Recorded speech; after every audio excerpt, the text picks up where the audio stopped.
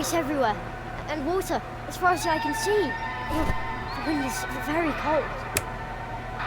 The boy was so overjoyed at getting to spend another vacation in one of the most beautiful places on Earth.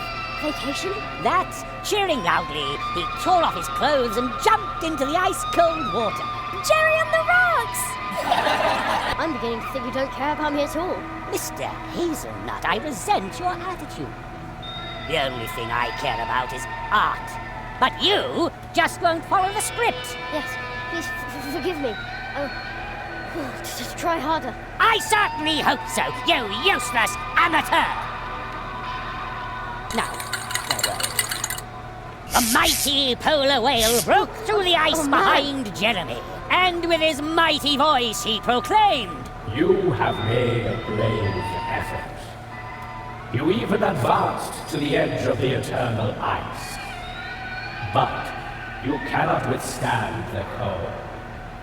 It is time to give up, to let go. Join me as I slide into the dark, cold waters under the ice."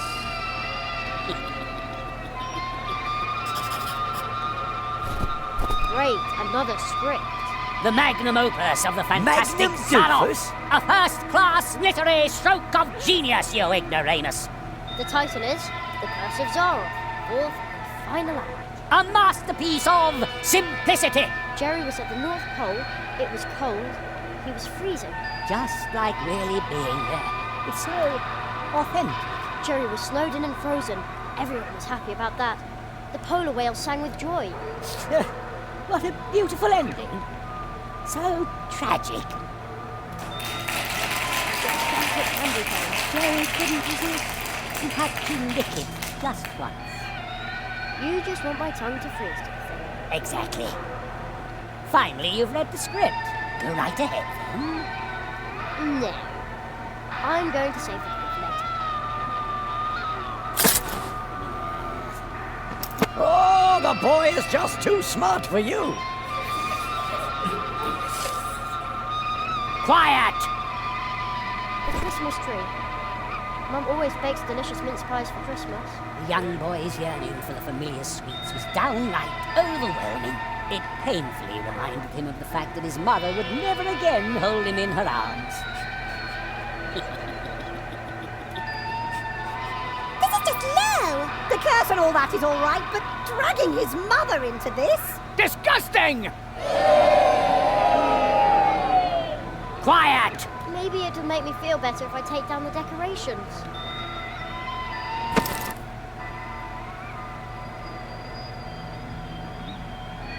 Ho ho ho! Now I have a very festive fishing rod. I bet this is how Santa fishes. You know, I bet if Santa ever goes ice fishing, he takes along plenty of warm milk and cookies. Right, let's see what happens. The polar whale had taken the bait and dragged the wimpy boy down into the icy depths. Just a cable? Ah, that's an evil,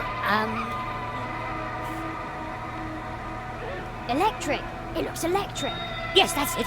A wicked electric cable eel that's about to, just a moment.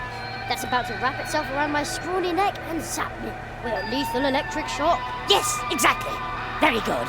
I think you need a vacation if you depend on a 12-year-old to trade your heart for you. The cable loops back there to where all the wind is coming from. Wait, why am I saying back there when I'm clearly on an ice floe in the middle of the ocean? I'll just pull on the cable.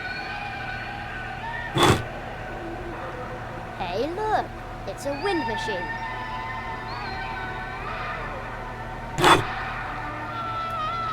I see. Looks like the fan's direction can be changed. No, you can't do that. The fan blades would chop up your delicate fingers. Baloney.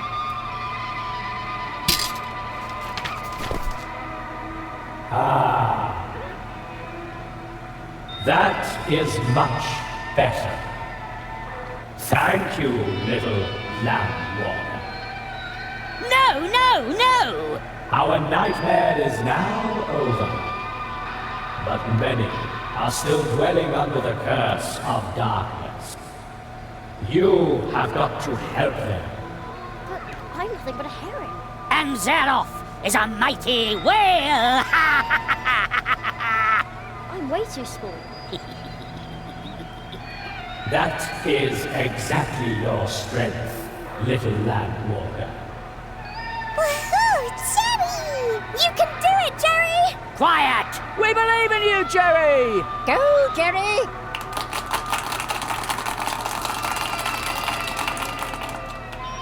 I shall now dive home. Be strong, Jerry.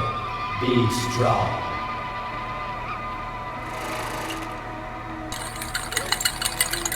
I will stop Zaroff. I will stop him. Curses. No, no, no! You'll ruin everything! You... Jerry removed the nail.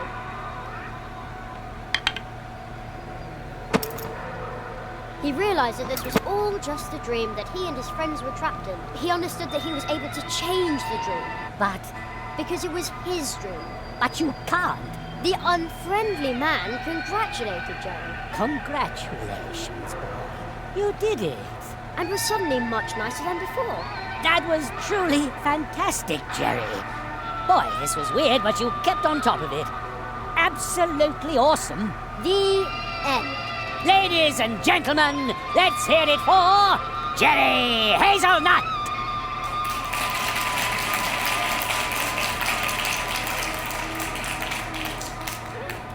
Encore!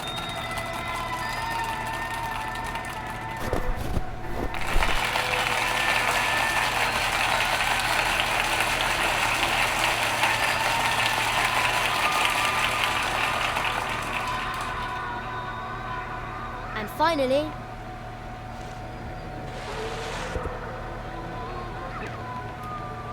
Jerry woke up.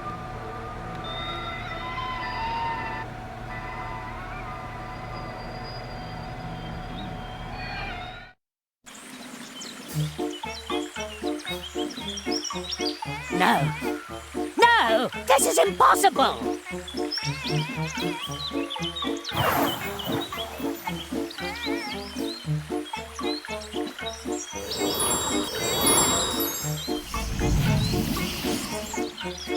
We're back in the clearing. The audience, are they spirits? They're dreamers. The curse brought them here. Why are they so angry? I've seen this before. They are restless. They are furious. They could forget their way back in their blind rage. And then?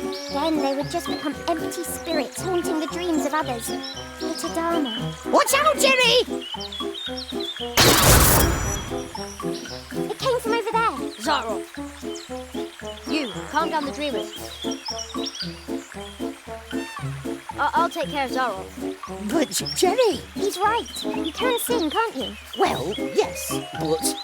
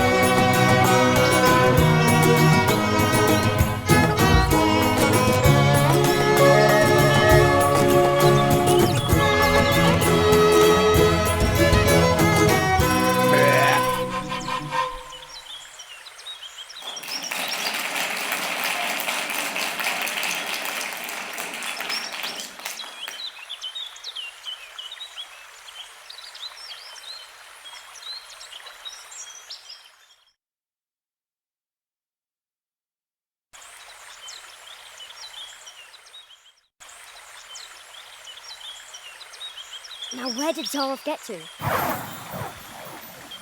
You defeated the lizards, removed the nails. The Marquis chose you well. Now, show me what you're made of, Dreamwalker! Jerry, defend yourself!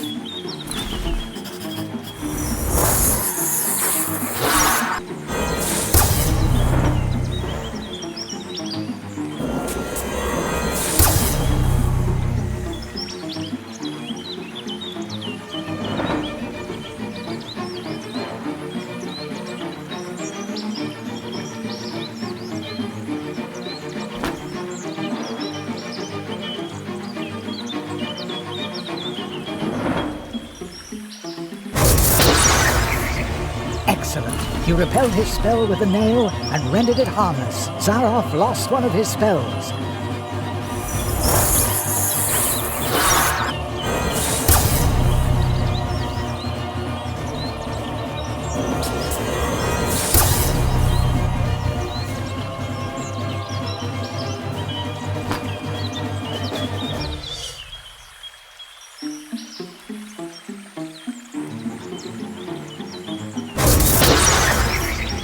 Well done. You repelled his spell with a nail and rendered it harmless. Zaroff has only 2 spells left now.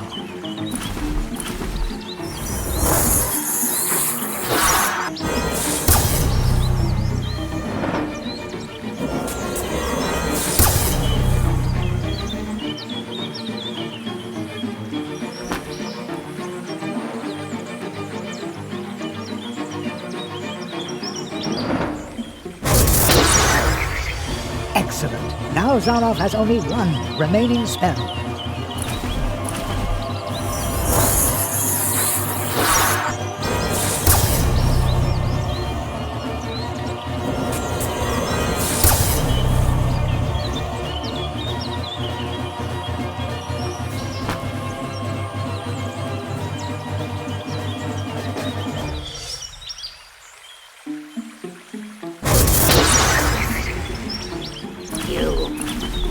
You took everything I had. For this I shall...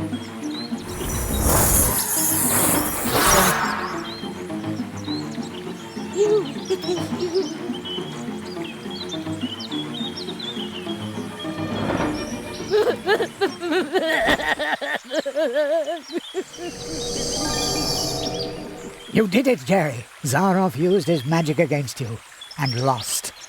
I didn't mean to do it. Not like this. Marquis, are you... He's still too weak. He cannot answer you.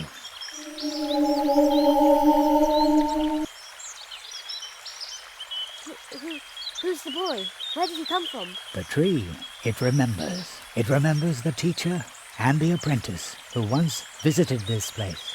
Zaroff did evil things. That's why he cannot look the child he once was in the eye. But who among us could, after all? Who is he? What does all this mean? The great Zaroff, one of the greatest illusionists of his time. You may have heard of him. Not many remember him now. In reality, he wasn't just an illusionist. He was one of us, a magician. Zaroff was the last apprentice of the Marquis de Hoto.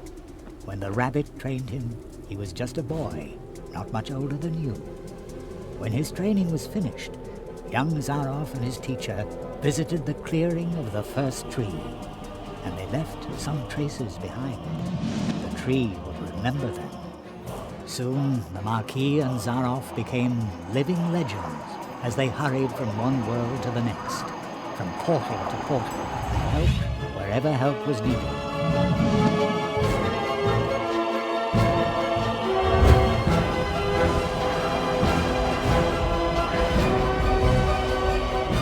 They were true tree walkers, but their path led them to a place where darkness ingrained upon their souls. I was there when the mirror of shadows disclosed to them their own potential. They beheld their own brightest virtues and saw the darkest chasms within their souls. And only few can bear that kind of truth. So it was only a matter of time until the dark seed sprouted within them. And when it did, the Marquis was the first to start doubting the ideals of the tree walkers. Then the apprentice started doubting the teacher, and finally the two of them turned on each other in hatred. In his blind wrath, the Marquis banished his apprentice to the world from whence he came. He took away his ability to walk between worlds, so that every portal would remain closed to him.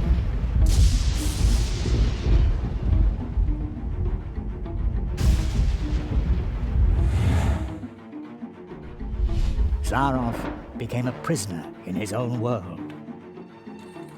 A world that had room for magic only on its stages. Thus he became the Great Zaroff, the illusionist. But the appeal of the new tricks he invented to captivate his audience soon wore off, and Zaroff fell for a second time. Marooned. Forgotten. In his despair, he began to rattle the doors of his reality. He turned to alchemy, forbidden experiments, to open up the portal worlds once again. And with every failed experiment grew the hatred for his teacher and for his audience that no longer cared for him.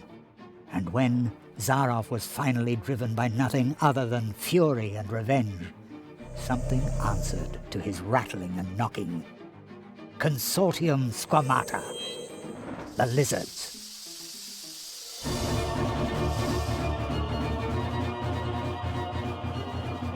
With its false promises, the Consortium had already passed through many worlds. Promises that would disturb the balance of nature. Zaroff was approached by 4 members of the Consortium. They offered the magician a deal. The lizards had surreptitiously obtained the ability to walk between worlds, but they didn't know the way to the most secret of places. Zaroff, on the other hand, had memorized the paths of the tree walkers, the portals, the path to the clearing of the first tree. Thus he led the lizards through the portals, betraying the tree walker he had once been with every step of the way. In exchange, they gave him the power to cast a curse on one of the first trees. The lizards gave Zaroff 4 nails. 4 nails, made of 4 cursed metals, serving to drive the magician's spell deep into the trunk of the first tree, where it would take effect and make the inhabitants of the portal worlds his final audience, thus trying to obtain respect and glory by force. Zaroff's final great triumph. And while the portal worlds were suffering from the curse of Zaroff, the lizards invaded them, as they had done many times before. Only one could have provided help, but Zaroff's mentor, the Marquis de Hoto, had spiraled himself further into the darkness that the Mirror of Shadows had revealed to him. The Cold One. He was willing to let us freeze to death. The good tree walker who had trained Zaroff. I had already given up hope I would ever meet him again. But when Zaroff entered the clearing, the first tree remembered the magicians.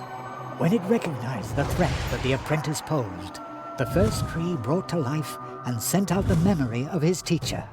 So, the memory of the Marquis de Hoto, shaped long before his own corruption set in, left the clearing of the first tree, and promptly forgot that it was nothing but a memory.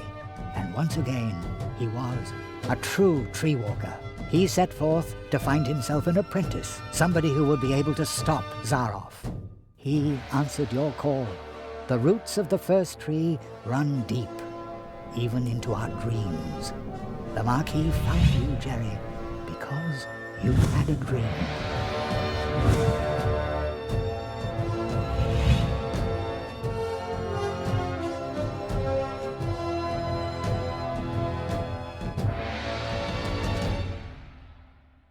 What will happen to Zaroff now?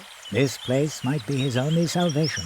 He will remain in the shadow of the first tree. The Marquis, the first tree, they were right. You went beyond yourself. That's how you finally got to this place and faced down Zaroff. The Marquis made you a true tree walker, but you were forced to pay a high price. When the Marquis went from idea to reality by entering your world, something else had to go. Your father. As though through a revolving door, the Marquis came to life and your father was lost in the rift between worlds and forgotten. But do not worry. You saved us all, and very soon we will return the favor. An acquaintance of mine once said, "Only those who get on the way can find their way." And so it came to pass that Jerry had to leave his mentor behind in the clearing of the first tree. Jerry knew that he had been more than the memory of a courageous, one-of-a-kind tree walker, more than the first tree of mousewood needing Jerry's help. He had been a friend. Then, for the last time, the Marquis slowly turned and lifted his hand as if to wave goodbye. I will never forget you, said Jeremiah Hazelnut. And I will never forget you, came the reply from the shadows at the foot of the tree. And the boy knew the Marquis, the tree, he would remember him. When Jerry returned to Mousewood, lost in thought, there was music in the streets, because for the first time in a long while an apprentice had come to Mousewood to study the art of arts. And for the first time in a long while, the Treetop Festival, the celebration of friendship and courage, was held in honor of an apprentice who had finished his training, in honor of the tree walker, Jeremiah Hazelnut, the rabbit's apprentice.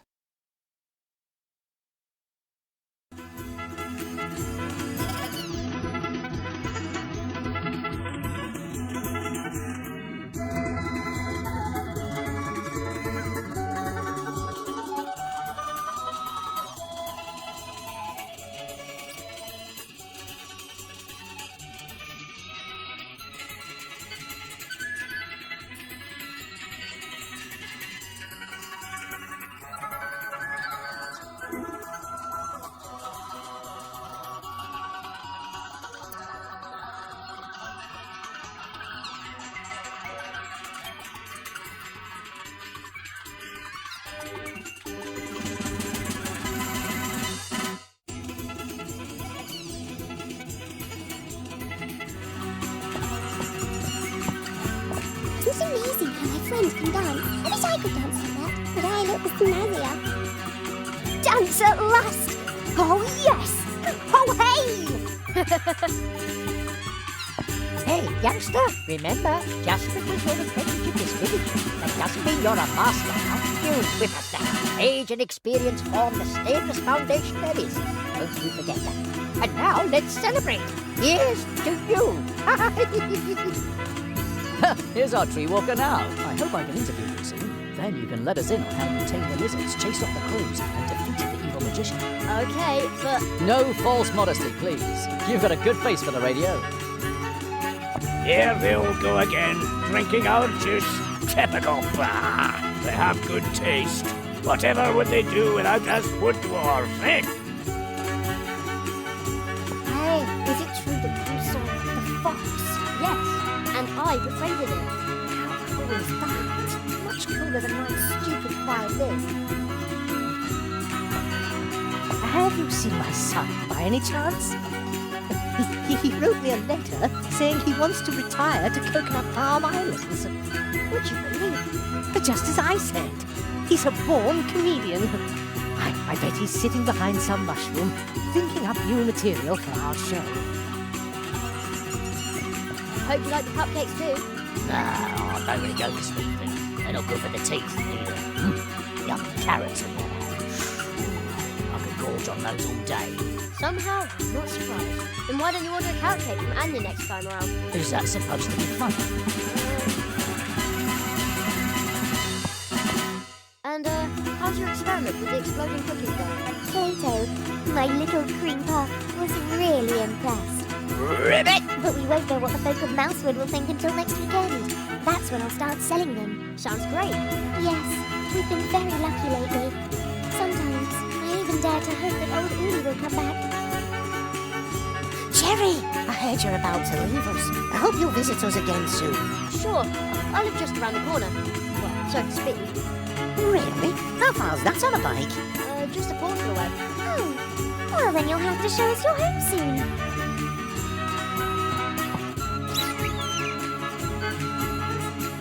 This is a great party. Almost makes you forget all your troubles. They're holding the Treetop Festival unusually early this year, but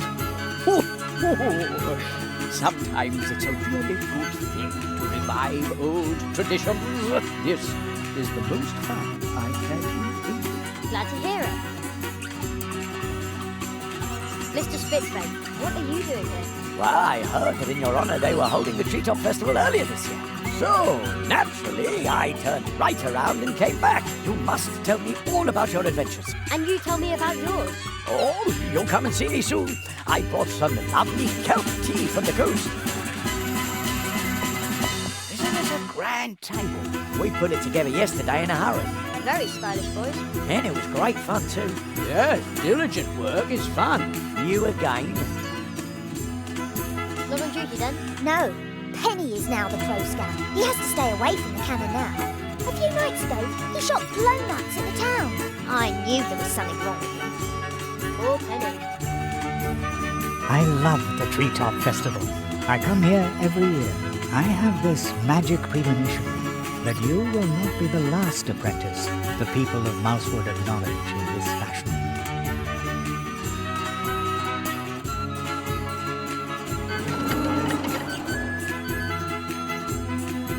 Greetings, Jeremiah. The portals have recovered. You can go home now, Jerry. Are you ready? Yes, I'm ready. And I'm going to come with you.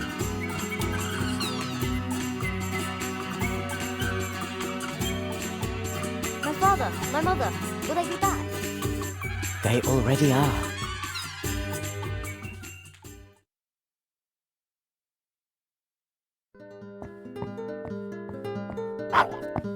Cherry, we've been waiting for you for an hour. I've had to stop your dad from eating the entire blackberry pie himself. I was hungry. I feel like I've been on my legs forever. Me too.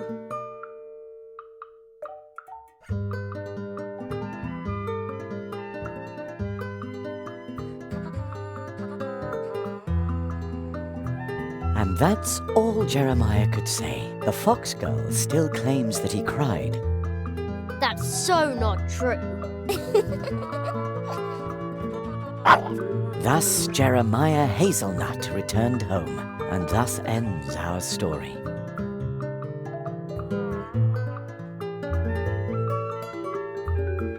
But with every ending, other stories begin. They are like waves in the ocean, always in motion, spilling over and intertwining. Some stories tell of huge problems we create for others that can barely be solved, even with courage, especially when you're nothing but a tiny mouse. But perhaps someone is going to step up.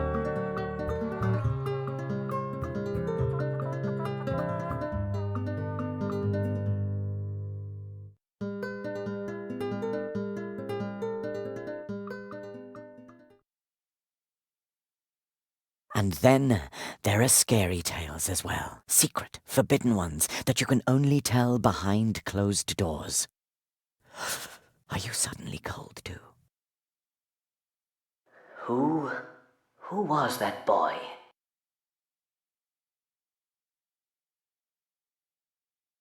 My friend's apprentice.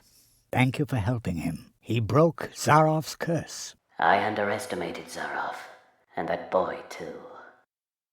Will you finally free me from this prison, so that I may once again protect the portal worlds? This kind of thing must never happen again. You know that this is impossible, old friend. Nothing is impossible.